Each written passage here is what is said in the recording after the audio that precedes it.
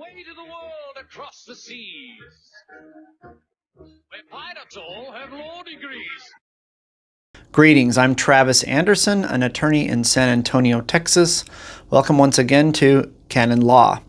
Today we're going to discuss a few issues regarding how to interact with the police. Now, in a prior episode, we had discussed sovereign citizens through the lens of a specific sovereign citizen, and we identified some of the flaws in his arguments. Now, I wanted to go a little bit deeper into the sovereign citizen situation, and one of the things I want to identify is also the First Amendment auditor issue. Now, I agree with the goals of First Amendment auditors. I believe that they have a right to record, to be in public, to do those things which the Constitution protects, like recording or engaging with the public. However, there are certain issues with respect to how we engage with police officers that I'd like to identify and highlight.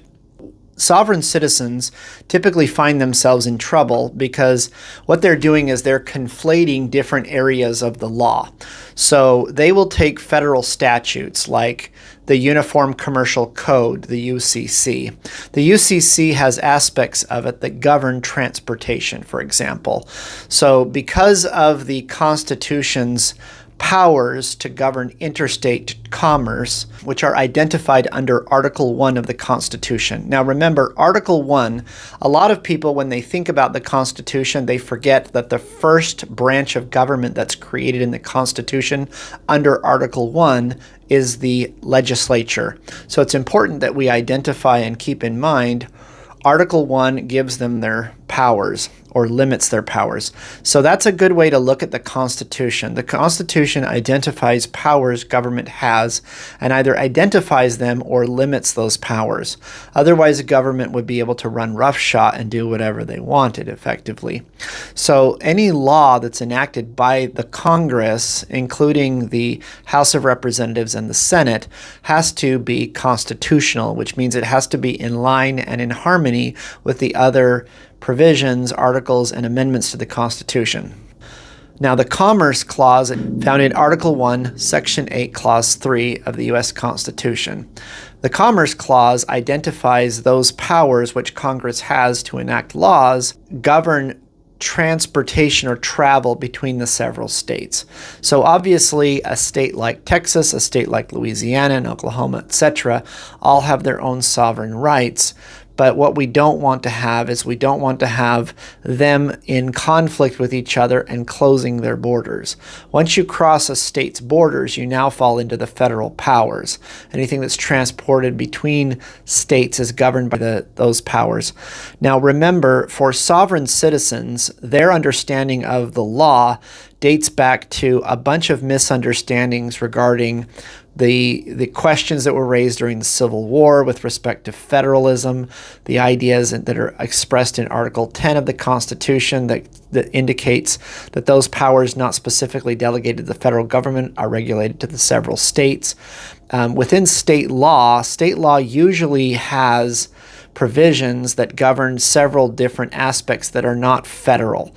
One of them is an education code. Education codes are state-specific.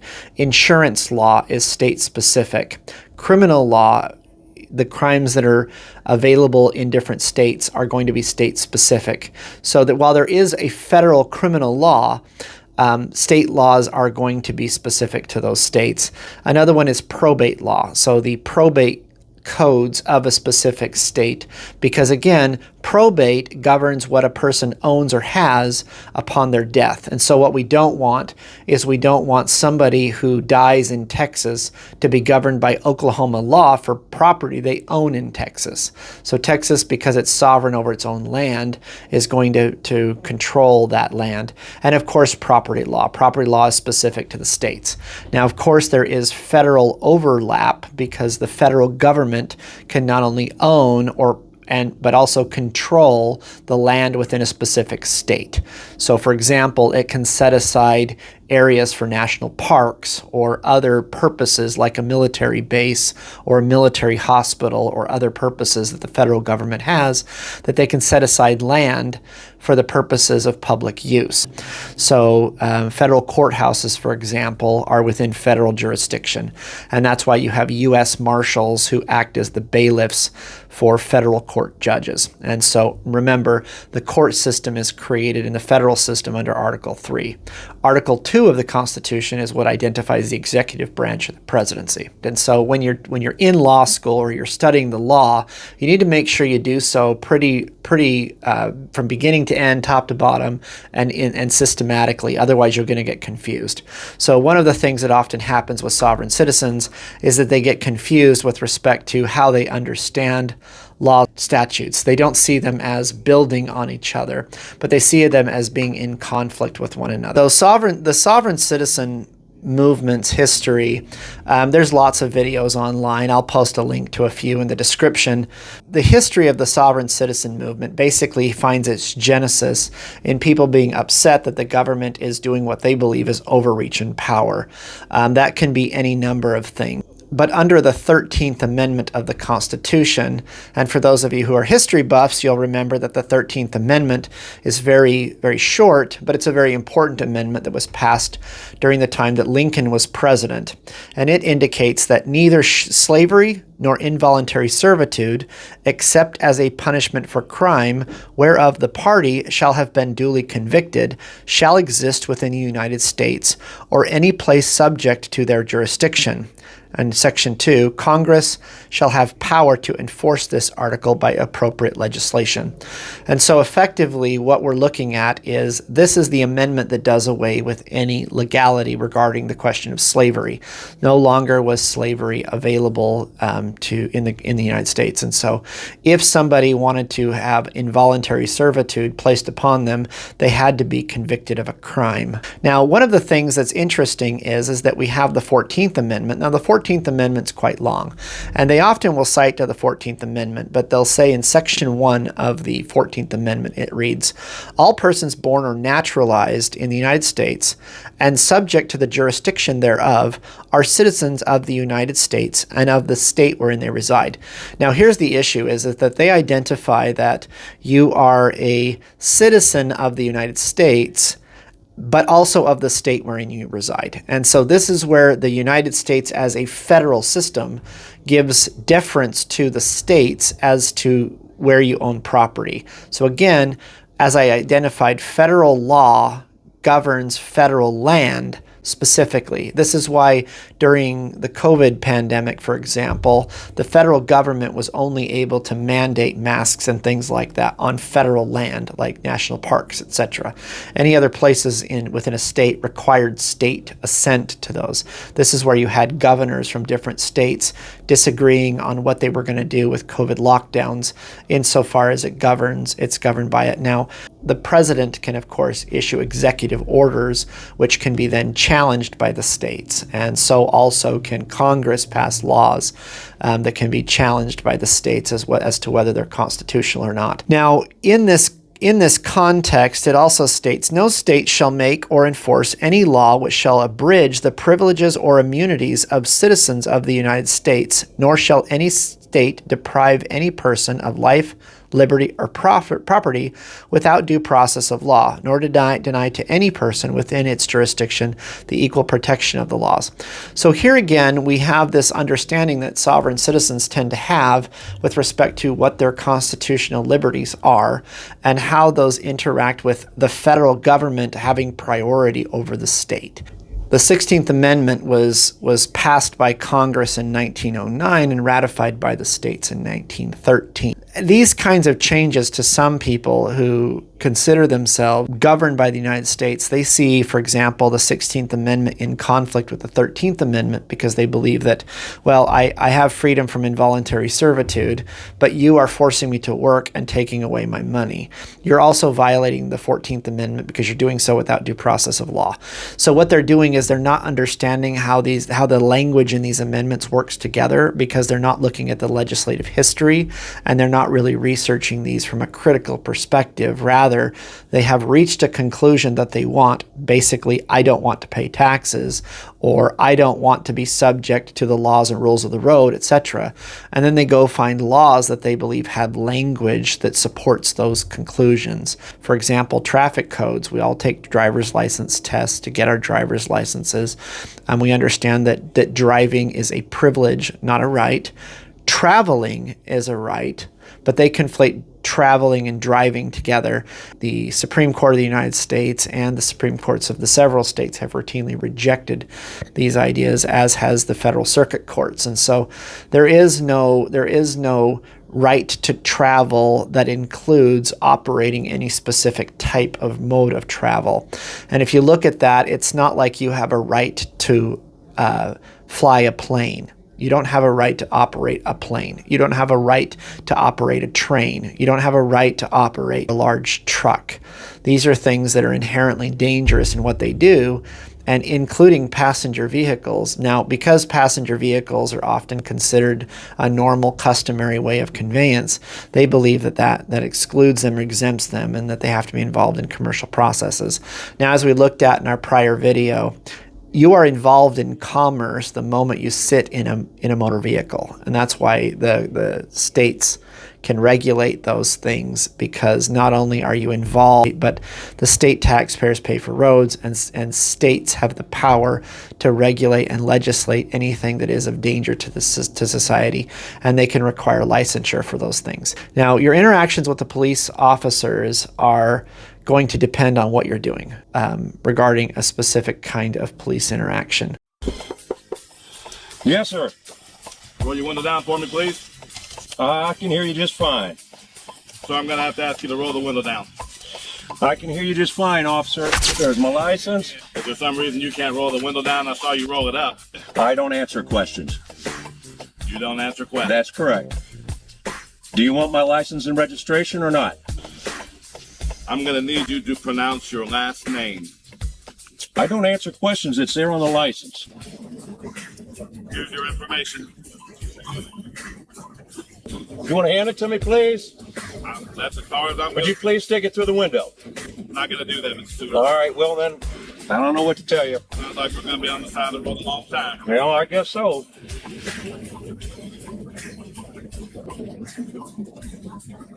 Am I being detained? He won't answer me. Mr. Stewart, here's your copy. Thank you. Court date is June 6th, June 7th at 2 o'clock. Thank you. Now, in this interaction, it's kind of a funny interaction, because here somebody was pulled over for whatever infraction it doesn't identify in this short clip. But effectively, you have this kind of power trip between the two people. One person's like, I don't want to roll down my window all of the way, which, again, whether or not you have to roll down your window all the way is going to depend on the specific laws of the county and municipality and jurisdiction in which you find yourself. So make sure before you pick a hill that you're going to die on with respect to, I'm not going to roll down my window more than an inch or 2 inches or whatever, for whatever reason you want to do that. Just know that by doing that, you're going to make cops suspicious. You're going to make the police feel like there's something you're doing wrong. They are naturally trained to be suspicious and to believe that any behavior that is out of the ordinary is suspicious behavior. So make sure you're understanding that and you pick your battles. Now, while this gentleman was probably not violating any law, and the cop was probably engaged in a power trip himself, which can happen. So remember, people who put on a badge and wear a firearm as part of their job can certainly be on some kind of a power kick. Also, to remember, a lot of law enforcement, while I don't mean to be demeaning of law enforcement, many law enforcement officers don't have a full comprehension of the laws that they actually enforce. They have a basic generalized understanding that certain things are unlawful and that they will pull you over and they can cite you for those things. But there's a lot of nuance and depth and complexity. So as public servants, their job is to safeguard the peace, to safeguard the public safety, etc. But they're not lawyers, and they're not arguing in court. So their depth of knowledge of a specific circumstances or interaction doesn't have to be that great. But here we have two individuals that look like they're basically involved in what I would term a pissing contest. Who's going to break first? Kind of this game of chicken. I'm going to sit here. I'm going to be belligerent. Well, I'm going to be belligerent in return. Now, I would encourage all of you who are law enforcement to not do this. Simply recognize that if somebody rolls down their window 2 inches and there's no reason for them to roll it down any further, dying on that hill is also not appropriate. Engage in professional public service. Actually just take the driver's license, the proof of insurance, and the registration papers that you need. Write them a citation. Tell them to have a good day. Tell them about their court date, whatever. If the law mandates that they do something, then you'd better know what the law is and cite to it. Don't just say you have to do this because I say so. I agree with the don't answer questions. And I want to give a caveat to this because it's probably not a good idea. And we're going to go into some First Amendment auditors that I think highlight this principle. It's not a good idea to engage in a back and forth with a police officer, especially when they've stopped you or they look like they're investigating you. And let's go through a couple of examples. Am I required to answer your questions? You are at this point because he is out with you. Okay. So as a suspicious vehicle on private property. Okay. So at this point, okay, all we need is reasonable suspicion. You understand that, correct? You need to have reasonable, articulable suspicion that a crime has occurred or is in process. So what you don't have is just, I'm curious about what you're doing. Suspicion of what? What's that? Suspicion of what? That any type of criminal activity may be afoot. Like what, all right. Sir? Being able to invest until our investigation or our suspicion is dispelled, we can ask you questions. Okay. Okay. Yes, that's true. You can be curious, which is all this officer is saying. Notice that what he didn't say is, I believe you've committed this crime. I've pulled you over or stopped you for this reason. He's not articulating anything. So again, he's not meeting the threshold burden of reasonable, articulable suspicion. What's that? Do I have to answer your question? You have the right to remain silent in anything you want to do. Then I'll remain silent, sir.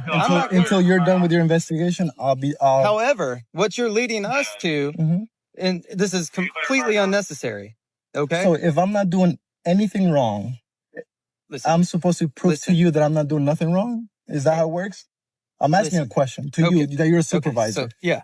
All right. So let me explain it to you one more time. Okay. You're on property that does not belong to you. Correct. Yes. Because you don't answer questions. But that is correct. 100% truth at this point. An officer sees that you're here, goes out with your vehicle, and sees that the vehicle is occupied by one individual, which is you. Yes. That's truth. Okay? So from that point, what are you doing here, sir? Do you live here? No, I don't answer questions. So this, what are you doing here, sir, is simply an officer is curious. So a person sitting in their car in any particular location doesn't give the officer the ability or the right to go up and start harassing them. They have to believe that there is some reason to do so that is in violation of some rule or statute, or the crime has either been committed or is in commission. And I think that this officer is getting quite flustered by the fact that he doesn't really have any basis for stopping this person. Okay. And that's what I told him. So do you understand what our job is? Yes. Okay. Okay. Investigate so away. If you're not where you're supposed to be, go knock on their door. He would tell me. Now, let's say this. Listen, if I would have answered all your questions, we would be done. Okay. That's what I'm saying. So what's the you're difference? Making this more difficult. What's the difference? If I would answer your question. Because listen. A reasonable person would answer those questions. Okay. Okay? This is where I totally disagree with the officer. A reasonable person is not required to answer inane questions from officers. For example, I've been pulled over a few times. When officers ask me questions, I don't answer them. They'll ask me questions like, where did you come from? Where are you going? Again, an officer that pulls you over on the side of the road for speeding or for whatever reason is trying to mount and develop a case, and they're trying to get an admission that you're guilty of the thing that they're accusing you of doing. So if you committed a traffic infraction and you admit to it, they're recording you, then your ability to plead or to argue later in court that you meet some exception or that you didn't do it is limited, and they've developed a case. Because remember, officers are not pulling you over for the purposes of not developing their case, unless they're just planning to give you a warning. So just keep that in mind. And they would understand that when a law enforcement officer stops you in a vehicle, that you're required to identify yourself at that point. Okay, I'll make sure with the chief if that's correct, because that's why I'm recording this. That's because fine. We're recording too. Then I'll take it up a little higher and find out if if everything that you guys have done from the moment that I started recording was correct. We'll find out, because I know I'm not doing nothing wrong. You're absolutely doing something wrong by not identifying yourself at this point. Have I committed a crime? What's that? Have I committed a crime? Have you committed a crime? Yes. As far as what? Trespassing? Trespassing. Yes, you have. So so the law for trespassing, don't I have to be told to leave in order for me to be trespassed? What's that? Don't I have to be told to leave a place in order to be trespassed? You could be. Yes. All right. But if it's posted, no. Or if the resident calls and says there's somebody here and I don't want him here. Did someone call? And I want to know. No one called. Okay. Again.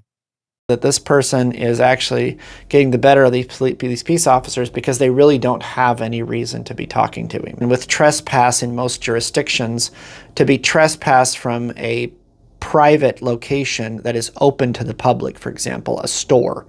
If you're going to go into a Walmart or a Target or something like that, that's a private property, but they've invited the public in, which means in order to exclude you from the property, they have to tell you to leave.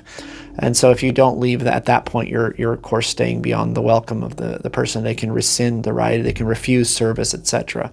But this person is realizing, this officer was realizing he doesn't really have the elements of a crime, but he's trying to drum something up, probably to intimidate the person into giving whatever information he's requesting. Videotaping the police department's not a good idea.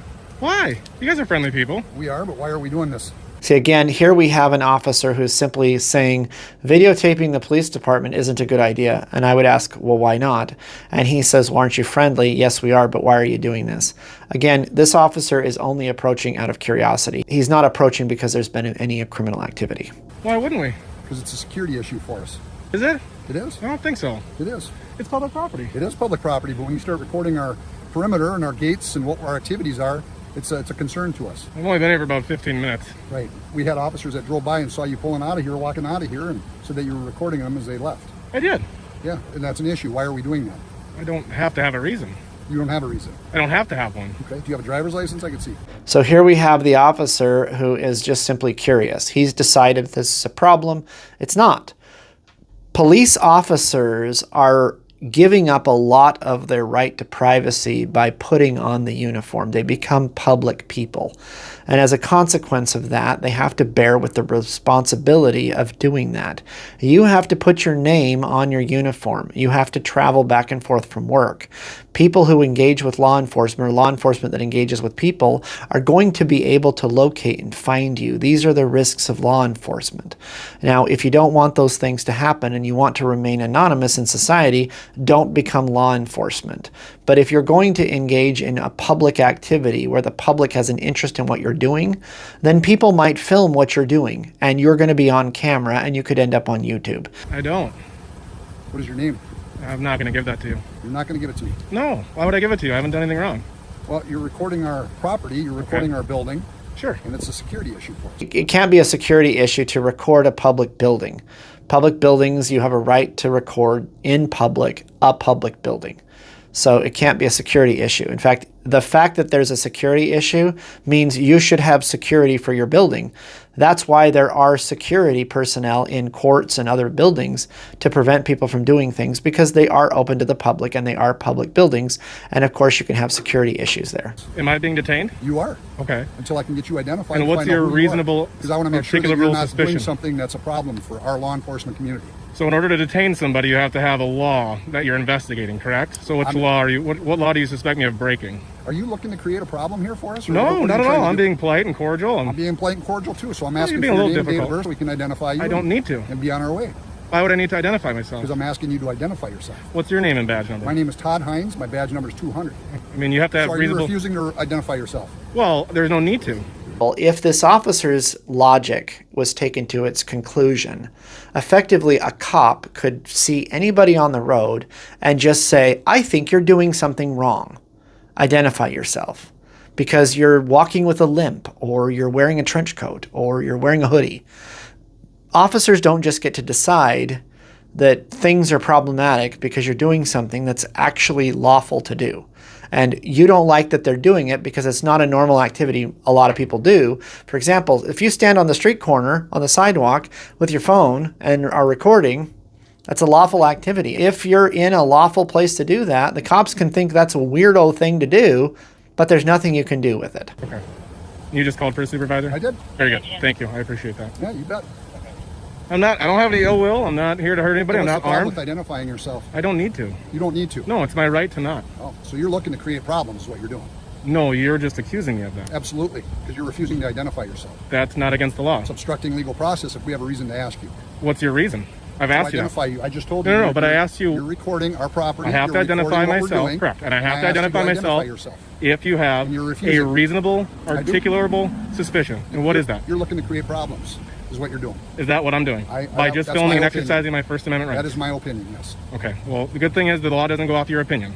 And that's actually a very good point that this gentleman makes. The law doesn't go off the opinion of the officer. However, their reasonable expectations, perspectives, and things can be factors in some cases. And so you do need to be careful not just making blanket statements that the officer doesn't have the ability to identify you, because this First Amendment auditor is in fact putting themselves in a position to interact with the cops. Now, they are doing this on purpose, and this officer is bothered by it, and I think he's got a little bit of a chip, and he thinks that his wearing of the uniform, he looks to be, like he's been wearing the uniform for many years, gives him the right and the ability to kind of bully people around and do what he says. At least that's the impression I get. But that's not an impression you want to give as a law enforcement officer. But it does when you're obstructing our requests. You can request, right? But it's not a lawful order. It is a lawful order at this point. And as soon as my sergeant gets up here, he's going to tell you the same thing. Okay. Okay? But you're not free to leave. You're correct. I'm not going anywhere. No, I'm not gonna, I'm not like that. You have to really kind of pick your battles with any of these interactions. And again, with the sovereign citizen types ideals, I would not do it. I'm going to only show a few minutes of this next video. Why are you talking to me like that? Why are you touching the vehicle? Why are you talking to me like that? Because you're touching the vehicle. So? That's why I'm talking to you like that. That's no reason to talk to me like that. Yes, that is exactly the reason why. That's Because you not. have no business touching it. Yeah. Okay? That's your opinion. No, that's my fact. You're entitled Touch it to again, it. and we're going to have a problem. I touched it. There's nothing you can do and there's nothing you're going to do. Oh, okay. So have a nice day. Okay. Your mother's an agitator. What are you supposed to do? Do you even know what you're supposed to do? What are you supposed to do? Protect the Constitution and people's rights? Like recording in public? You're supposed to protect that, right? So why are you coming out the car? Excuse me? I don't have to protect you recording. That's not a part of my job description. Are you fucking dumb? You swore an oath to the Constitution. You forgot? Not for you to record. Are you dumb? I'm not here to protect you. Are you to dumb? record. You know what the First Amendment is? Maybe you are. Do you know what the First Amendment is? Do you? Freedom of the press? Do you? Do you? Of course I do. I'm exercising it. Do you? Well, good for you.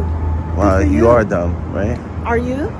Yeah, you are, because you're resorting to childish-like behavior. No, I'm responding in the way that you are corresponding with me. That's one of the things I find interesting about this particular interaction is that the officer actually does devolve into a very immature back and forth. I mean, again, pick your battles. Don't engage in useless banter with somebody who is doing something that is not unlawful, even if it pisses you off. Now, these are some what look like to be some sovereign citizen types who, again, I don't know what they want to be called, sovereign citizens or state nationals or federal. I don't know what they want to be called. There's a whole host of groups that are associated with this group that call themselves various different organizations, and sometimes they're just unaffiliated with any particular organization.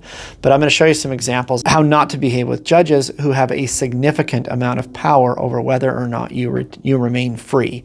Because remember, you can be charged with contempt for being disrespectful to a judge. What is your name? You don't know my name? Yes, what is your name? You don't know my name. Who are you? I'm Judge Wiggins. I'm the judge of the 84th District Court. I have a name on paper. I just want to confirm it's you. So who is your name? You asked me what is my name. Yes, what is your name? You're under investigation. That's what, I'm sorry? You're under investigation for saying what is my name. You don't know who I am since I've been here? Are you Yuri Alexikov? That is he. That is you? That is me, yeah. That is he, that's me. This is the name I was given. Okay, so this seems like a completely useless endeavor to not just identify yourself when you're asked by the judge. These seem like, again, hills that you don't want to die on, things that you just don't want to be fighting, battles that are just unnecessary, battles that just don't need to be fought. All right, good morning, Mr. Calzada. You're here for arraignment, so could you please tell me your full legal name? I don't know how that has anything to do with the case. My name. Well, Mr. Calzada, I need to confirm who you are. So could you Here please I tell am. me? Well, I'm here please tell me physically present, right? Mr. Calzada, could you please, what is your first name? My first name? Well, it could be anything, right? I could change my name at will, right? So this is just complete stupidity on the part of this defendant. The judge is incredibly patient. This is a great example of a patient judge, but watch what the judge does to take care of this issue. All right. I'm going to set this matter over for an in-person arraignment. So, Mr. Calzada, I will set this over. You will appear in person at the Bothell Municipal Court for arraignment. Now look at the change in this person's expression when she says that you have to appear in person. Now, one of the reasons I believe that the judge is requiring him to appear in person is because if he acts like this in front of her bench, she can hold him more easily in contempt and actually throw him in jail. So, again, you don't win these arguments. If you don't appear, they'll issue a warrant. If you act like a horse's ass in court, you're going to be arrested for contempt. I don't even consent to that. I'm going to set this to December 31st at 1:30 in the Bothell Municipal Court in person. You will need to be there for arraignment. So I will see you in person at the Bothell Municipal Court at that time. All right? Looks like there's no free will then. So then what am I doing here then? Hold on, what am I doing here? Well, right now you are not responding to my questions. So Well, you're not responding to any of my I don't have a problem of answering any of your questions, but I have a couple questions first. I have to understand too. I don't understand what's going on. I don't know everything. I'm not perfect. I'm in person so that we can be sure that you understand what's All going on. right, great. I'm glad. It's definitely implied, isn't it? It's not expressed. It's implied. December 31st at 1:30 in person. December 31st at 1:30, I'll be there. Very good. We'll see you then. It sounds like some sovereign nonsense using the words express and implied in some kind of legalese jargon type way. Remember, one of the ways that you can identify somebody who's part of this kind of sovereign citizen type idea is they are trying to avoid any language or words or verbiage that might, as they believe, transmit jurisdiction or authority to the court over them. He did. He said something. Mr. Drains, can you state your name, please? Now, this is one of my favorite. I love this judge, Judge Johnson. I, Cartier Amani Drains, hereby declare that I am a living, breathing human being, a natural person distinct from any legal or corporate entity or fiction. I do not consent to be represented or binded by any assumed legal identity or straw man. I assert my full rights under natural law and constitutional protection as a sovereign individual. Now, again, these persons reading this probably has no idea what any of that means, but the thing is neither does the judge. And that's what's really interesting about a lot of these sovereign type cases is the person reading this crap doesn't know what it means, but the judge doesn't know what it means either because it's just gobbledygook. I stand before this court to represent myself.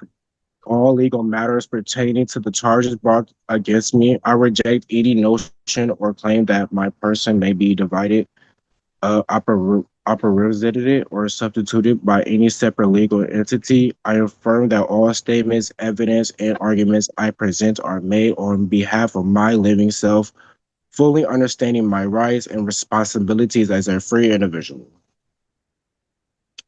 Hey, you finished? No, so I really appreciate this judge because he listened to all that patiently. And again, it's gobbledygook, it's nonsense. All right, the court on its own motion is going to adjourn this because we're going to have an issue here. I have a feeling. I'm going to adjourn this probable cause hearing next week, August 7th. That's at 9 a.m. That is in person. He must be here so that I can hear him clearly in terms of what he wishes to say. Bond at this time will continue. Thank you. I'll follow up with you. Thank you. Now, in these cases, the judges usually try to take these Zoom hearings and set them for in-person hearings when somebody behaves like this. Again, so they can actually exercise authority and jurisdiction over the person who is not submitting themselves to the court. They're not actually working with the process, and the judges, of course, get irritated, and they avoid that by actually having the person appear in person. Ms. Zenical, I do need to advise No, I'm not you calm. regarding- I'm not calm enough to be in this courtroom. I need to advise you. No, I will not be regarding advised by an idiot. Defendant's present in custody with Mr. Kelly.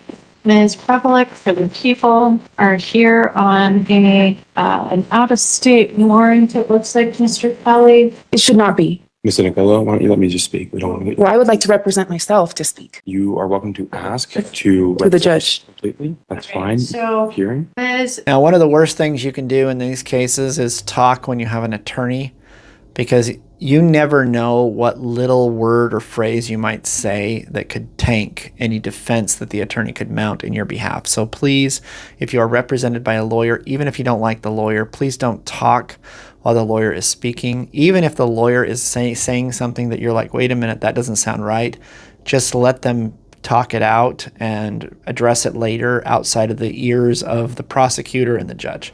This is not a lawful hearing. And you have the right to counsel to challenge the legality of your arrest. And I see Mr. Kelly is standing there. There are two ways to resolve this matter. I'd like to challenge the legality of the unlawful arrest. She's got to go through Make this. sure you understand what's going on. So let me get through it. I understand completely. Ms. Zenical, I'm required to explain it to you. Now remember, a lot of the times the judges, what they're doing, and I've seen some sovereigns do this, where they believe the judge is actually advocating on behalf of the prosecution, when really what they're doing is simply identifying the purpose for which you're here, the crime that you're being accused of, the charges you're facing, and the penalties of those charges. They're not telling you that they agree with them or that they found that they're accurate, but rather they're just explaining them to you as they have a right, as they have an obligation to do. And when I'm finished, then you can, and Mr. Kelly can tell me what you want to do. You can request a governor's warrant. This process can take up to 95 days. No, I just was extradited, ma'am. I was just extradited from California a month ago, 2 months ago, from California to Colorado. And so this is probably not information the attorney wants her to share with the judge for whatever reason, and yet she's explaining that, and it may have an impact on to whether or not she remains in custody. No, I will not be doing that. Ms. Zenical, I am going to. I would like to leave the courtroom. Ms. Zenical, I do need to No, advise. I'm you not calm. regarding I'm not calm the enough to be in this courtroom. I need to advise you. No, I will not be regarding advised by an idiot. You can go ahead and remove. Give me 2 seconds, Mr. Gill. I was Okay. with Miss Nicola. All right. It's important that we as people, both law enforcement and those associated with the judicial process who work in the court system, act in ways that are professional and courteous, but also as citizens, we act in ways that are professional and courteous so that we don't butt heads over stupidity. What are you talking about? The little girl? No, I don't know. Where is she? You're going away for a long time. I don't know.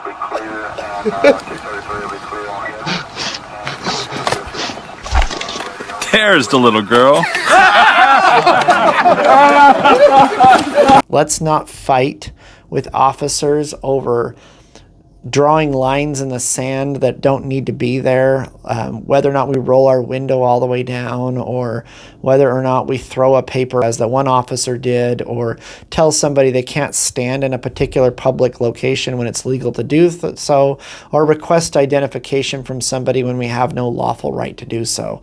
And certainly we shouldn't put ourselves intentionally in places that are bothersome or intrusive that would attract the attention of the law enforcement. And as law enforcement enforcement, when people do that, you need to recognize that they're baiting you to do that. So again, it's this back and forth scenario where you've got people who have a chip on their shoulder, who are acting in contentious and adversarial ways simply because of the circumstances in which they find themselves. I hope that you out there listening can realize that you can rise above it intellectually, pick your battles more carefully, and only die on those hills, as I've said, that are necessary to do so. So if an officer requires you to answer a question during a traffic stop, where are you coming from? Where are you going? Those are not questions that you need to answer from the law officer in all cases. However, the reason that they're asking those questions can be tied to an investigation to try to figure something out. For example, if an officer says, where are you coming from? And you say, my home. And where are you going to? The hospital. My wife just called me. She's in labor. That's why I'm speeding. The officer may provide you with a police escort to get to the hospital quickly. Or if there's somebody that's in danger in the vehicle or some other kind of danger, the law enforcement officer wouldn't just ask you those questions out of curiosity. So be aware of the fact that the officer can be asking intrusive questions for the purposes of helping you, but also too, if there isn't such an emergency, you don't need to answer some of those questions. So all of you be safe out there. Remember that if you have any issues, contact a local attorney. If you're here in Texas, look me up. My name is Travis Anderson. My firm is Spencer Anderson here in San Antonio, Texas. My email is travis@spencerandersonfirm.com, and our office phone number is 210-699-0004. If you're in the San Antonio area and you need any legal advice or counsel or help, please don't hesitate to call our office. Thank you once again for joining us here at the Canon Law. Across the seas, where pilots all have law degrees.